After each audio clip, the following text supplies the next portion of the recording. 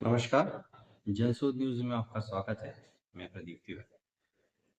जब तक नेता स्वयं भी नेता बनते रहे, जब तक नेता उस सामाजिक चेतना से नहीं आएंगे जहाँ की परिवर्तन, सम्मान और समृद्धि की दिशा में कोई सोच होगी, कोई समर्पण होगा, तब तक राजनीति की दिशा और दिशा दोनों ही सुधरने वाली नहीं है।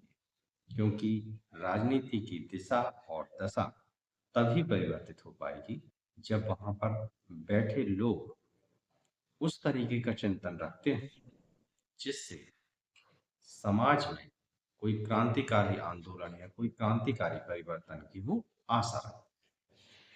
जब नेता अपने निजी स्वार्थ के लिए आगे बढ़ेंगे और अपने निजी स्वार्थ को आगे रखकर काम करेंगे और मातहत जितने कार्यकर्ता हैं उनकी जयघोष करेंगे, तो नतीजा उसी तरीके का निकलने वाला है जिस तरीके का भी मध्य प्रदेश में घटनाक्रम चल रहा है।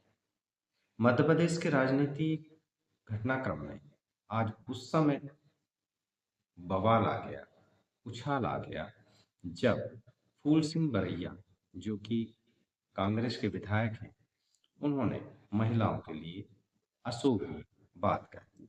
हालांकि ये जो उन्होंने कहा है, यह सोशल मीडिया के माध्यम से, अनेक अनेक प्लेटफॉर्मों के माध्यम से एक वायरल वीडियो में कहा गया है। हम इसकी अभी पुष्टि नहीं कर रहे हैं, ये आने वाला समय बताएगा कि क्या सही है क्या गलत है। मगर जो मानसिकता लेकर ज्यादातर नेता चल रहे हैं, वो कहीं न कहीं इनके इन बयानों से अगर उसे सही माना जाए तो दृष्टिगोचर होती है। तो उन्होंने क्या कहा? तो उन्होंने कहा कि बलात्कार की थ्योरी यह है कि अगर कोई सुंदर महिला दिख जाए तो पुरुष का मन विचलित हो सकता है। यानी बलात्कार इसलिए होता है कि कोई जो महिला है वह सुंदर होती है। इसमें उनका यह मानना कतई नहीं है कि जो बलात्कार है वो वास्तव में उस पुरुष की एक मानसिक विकलांगता का लक्षण है जिसमें वह कृत्य करता है। वे यहीं नहीं रुके। वीडियो में उन्होंने आगे अनुसूचित जाति, अनुसूचित जनजाति, पिछड़ा वर्ग और महिलाओं की सुंदरता पर सम्मानजनक टिप्पणी की है, जो इस तरीके की वीडियो में दिखाया जा रहा है।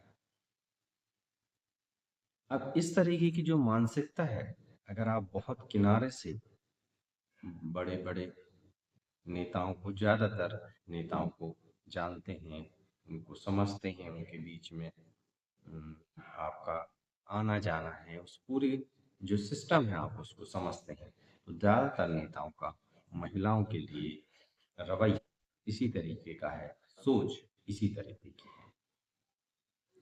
जो हम वुमेन एम्पावर, नारी सशक्तिकरण की पूरे देश भर में योजनाएं चला रहे हैं, जो हम देश भर में एक अ, ख्याली पुलाव पका रहे हैं, उस सब का नतीजा तब निकल के आएगा जब हमारे जो प्रतिनिधि हैं, जो चुनिंदा प्रतिनिधि हैं, विधायक हैं, सांसद हैं, उनके दिमाग में महिलाओं के लिए एक्चुअल गरिमा स्थापित होगी। केवल उनमें ही नहीं, उनके मातहत नीचे काम करने वाले जो बड़े बड़े अधिकारी हैं, चाहे वो सेक्रेटरीट लेवल के हो जाएं, चाहे वो जिला स्तर के हो जाएं, उनके मन मस्तिष्क में भी महिलाओं के लिए उतना सम्मानजनक स्थान होना चाहिए।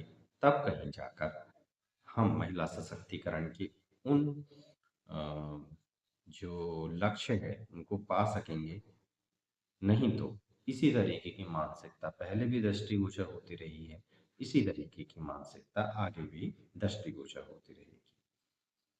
इस सब पर जब ये हवा में ये वायरल वीडियो चला, तो इस पर इंदौर प्रवास के दौरान मुख्यमंत्री श्री मोहन यादव ने बयान जारी कर ऐतराज भी जताया।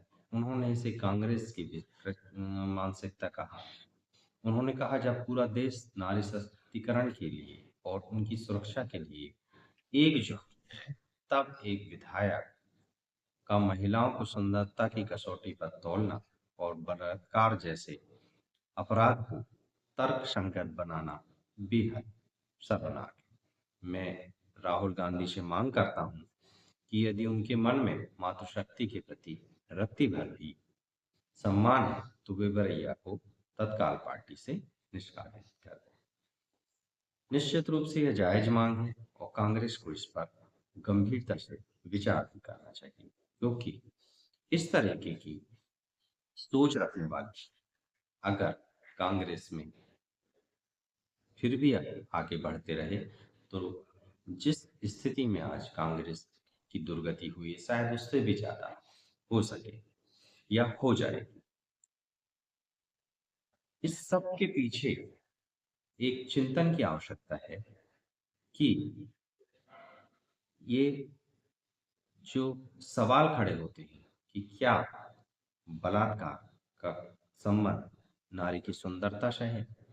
सवाल यक्ष प्रश्न 3 खड़े होते हैं कि क्या बलात्कार का कारण महिलाओं की सुंदरता से है या अपराधियों की बीमार मानसिकता से है, और क्या अब हम इस स्तर तक आ गए हैं कि महिलाओं की को भी जाति में क्लासिफाइड कर कर बांट कर उनका सम्मान तय करेंगे। इस सब पर कांग्रेस की चुप्पी, जबकि जो कांग्रेस के राष्ट्रीय मुखिया हैं राहुल गांधी, वे इंदौर में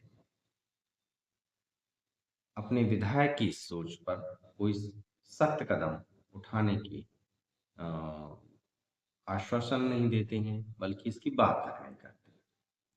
अब विवाद जो है तूल पकड़ता जा रहा है, तो फूल सिंह बरैया ने एक स्पष्टीकरण जारी कर कहा है कि उन्होंने केवल किसी पुरानी किताब का संदर्भ दिया था, वो वे व्यक्तिगत रूप से इससे सहमत नहीं है।